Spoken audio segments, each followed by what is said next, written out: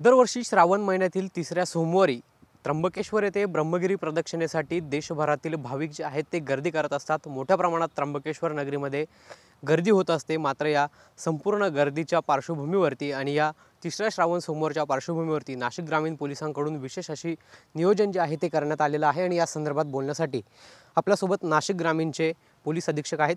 Sir, तिसऱ्या श्रावण सोमवारी मोठ्या प्रमाणात त्र्यंबकेश्वरमध्ये गर्दी होत असते, कशा पद्धतीचं आपलं नियोजन आहे? श्रावणामध्ये सर्वच सोमवारी भाविक खूप मोठ्या प्रमाणात गर्दी करतात आणि त्यामध्ये विशेषतः तिसऱ्या श्रावणी सोमवारी बारी जी आहे ब्रह्मगिरीची प्रदक्षिणा यासाठी लाखो लोक त्या ठिकाणी येत असतात। यावर्षीसुद्धा तशाच मोठ्या जनसमुदायाची अपेक्षित आहे।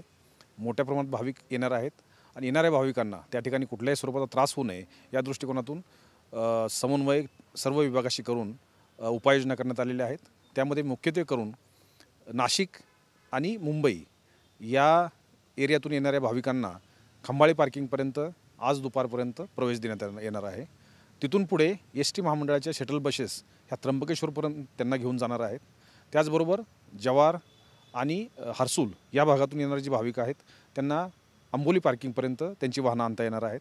तिथून पुढे एस टी महामंडळाचे बसेस ह्या त्यांना त्र्यंबकेश्वरपर्यंत घेऊन येणार आहेत।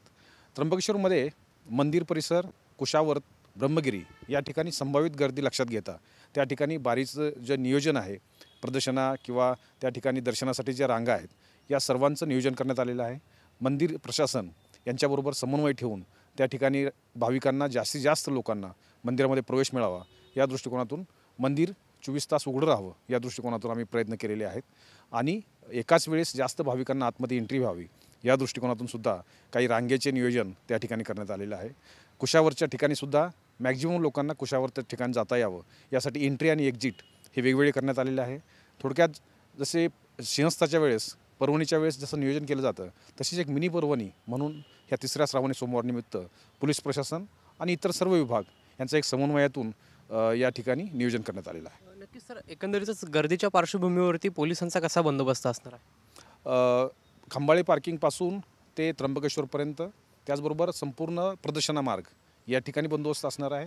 मंदिर परिसर आणि कुशावर्त या ठिकाणीसुद्धा मोठ्या प्रमाणात हे रांगा लावण्यासाठी आणि त्या ठिकाणी भाविकांना एंट्री एक्झिट वेगळे करण्यासाठी त्या ठिकाणी बंदोबस्त दिलेला आहे। नक्कीच सर, मोठ्या प्रमाणात गर्दी होत असते, आपण सुरक्षेच्या दृष्टीनं कशा पद्धतीचं भाविकांना आव्हान करणार आहात? जे यापूर्वी सोशल मीडियावर आणि बोर्डच्याद्वारे दिशादर्शक ज्या ठिकाणापर्यंत वाहनं येणार आहेत त्या ठिकाणापर्यंत वाहनं आणणं आणि वाहनं आतमध्ये घेऊन जाण्यासाठी कुठल्याही स्वरूपाची अडचण न आणता सध्या जी प्रचंड गर्दी होणार आहे त्या गर्दीचं नियोजन करताना काही रिस्ट्रिक्शन ही पाळावे लागणार आहेत।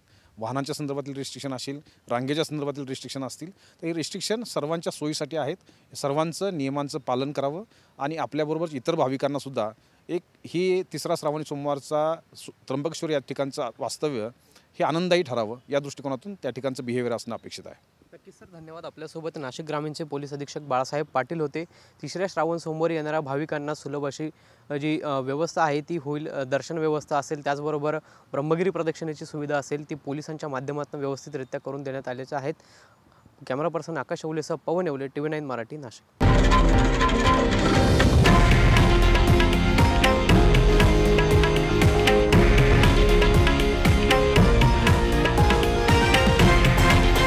हे आहे देशातील नंबर 1 न्यूज नेटवर्क आणि आपण पाहत आहात TV9 मराठी, एकमेव।